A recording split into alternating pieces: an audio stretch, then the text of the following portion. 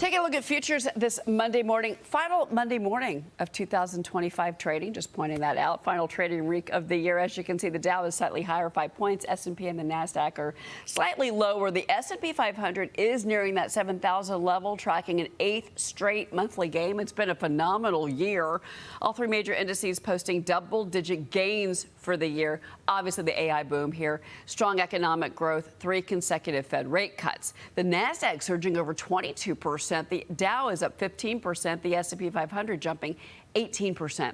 Let's bring in former Federal Reserve Board nominee and Independent Institute Senior Fellow Judy Shelton. Judy, good morning to you. And I definitely want to talk about the Fed with you and your outlook for rate cuts next year. What should we be watching for? You know, the safest bet from the market right now is we're not going to get another cut until April, but then you're going to get a new Fed chair put into place. Right. I think what will be very interesting, and we're in a situation where this GDP growth is tremendous. Inflation is coming down. The tariff-caused inflation never really materialized. So we're poised for real economic growth. And it will be an intellectual battle at the Fed coming up as the members of the voting committee who decides interest rate policy will be wrestling for position and deciding what is the appropriate framework.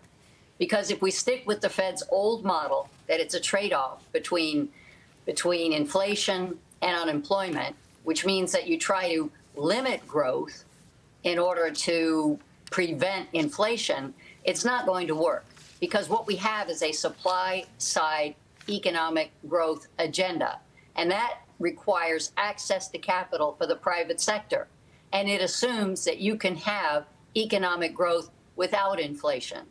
So let's hope that the new chairman has enough intellectual consistency and strength in their beliefs to persuade other members of the voting committee to go along with lower rates as a way to empower private sector productive growth.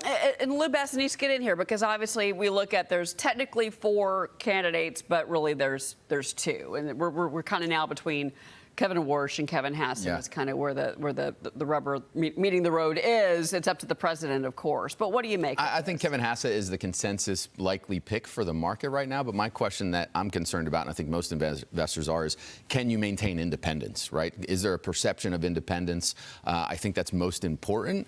I do think you have to counterbalance the strong GDP growth, right? The consensus says that it should lead to inflation. But most of the issues that are contributing to inflation right now are still structural, right? So you look at housing, healthcare, energy. Those are things that are not demand-driven, right? So we can have strong economic growth, GDP driven by the consumer, and not really.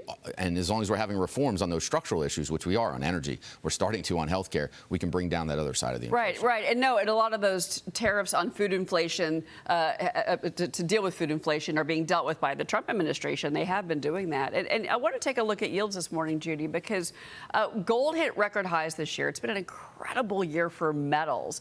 70% jump because investors really have been going for safe havens. Silver hitting multi-year highs as well. And there's the 10-year right now on your screen. And there is gold at 44.85. We did break above 4,500 last week. What do you say to the metals? Because, you know, thinking would tell you maybe it's time to maybe pull some back off the table when you have incredible gains like you have for gold and silver. They are incredible gains. And you might say technically that gold should keep going up, because if the Fed is going to reduce interest rates, that makes gold and the US dollar sort of competitors. And it used to be that if you got a return, an interest rate on the dollar, then that made it preferable to gold. But I think there's more than that. It's not just coincidental that gold and silver are the constitutionally legitimate forms of money for the United States. The U.S. is the world's largest gold holder. This is really our strength. And I think it's worth pointing out, at this current price of gold, our 261 million ounces held by the Treasury are worth about 1.2 trillion. They are being carried at book value of 11 billion. They're worth 100 times more. And I think it's very powerful for the United States that we have this position in gold holdings, where gold is the second most prominent reserve held by central banks around the world.